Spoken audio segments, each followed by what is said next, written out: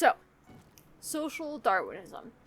The literal definition is basically a 19th century idea about survival of the fittest, where people were like, rich people deserve to be rich because they got lucky, right? This was an idea that was popping up during the Gilded Age with people like Andrew Carnegie, J.P. Morgan, and one of the other titans of industry, where it was basically like, well, some people are like, oh, they shouldn't be this rich, we shouldn't have billionaires, and some people countered by being like, no, it makes sense.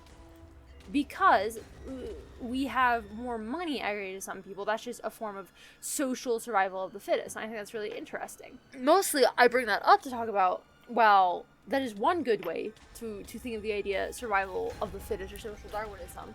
I really have kind of been gravitating towards this idea of survival of the most charming in our current society. Because while it is granted that we still eliminate some things, right, we eliminate food, we eliminate, or not food entirely, but we eliminate a lot of the diseases that would kill people, right? We got vaccines. We eliminate a lot of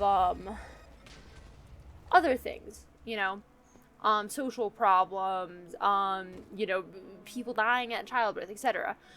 And in exchange, we kind of gave it up, and now we have kind of like, we really see this coming out with things like looks maxing and Riz, where this idea of how charming you are is almost like a form of animal fitness, right? To be able to continue expanding your gene pool, right?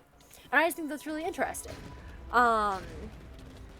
Secondarily to that, for like our evolutionary social component, is also the idea of kind of like holding a grudge against someone. Because I don't think humans are the only thing in the animal kingdom who are like, yeah, we're gonna push someone down to get ourselves a leg up. But I will say, I think they're the only one that does it in a way where we then have this idea of forgiveness, right? Because if you have a grudge against, if one lion has a grudge against another lion, they're like, okay, well, we're just never gonna hang out, I'm just gonna have beef with you. Same thing with like the alpha in a pack of horses, right? The stallion is gonna be like, no, I'm not gonna chill with all of the young mares, I think. Because then there's a lot of risk of like, yeah, me getting beat up and them taking the, taking the hierarchy. And I just think that's really interesting, especially in humans, because the way I hold a grudge personally is with this idea that I'm not gonna give you forgiveness unless I see something that has earned it, unless I have a reason to dismiss it. It's like, kind of like a booby trap almost. I'm not going to take it down unless or like a dead man switch almost. Like, I'm not going to take it down unless I see, oh yes, you can be trusted, I can let down this wall. And honestly, that might just be a fault of me, and it might not be, but that's my opinion on it.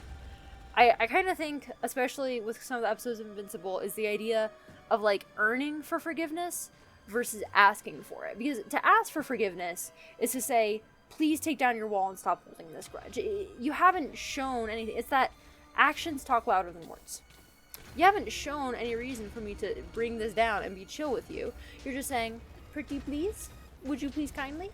And that can work, especially when it's more minor things, because even the ability to ask for it and admitting fault means that in a way you are lending yourself the ability to actually say, hey, I've seen I made a mistake, I'm willing to admit, let's grow from this, let's move on.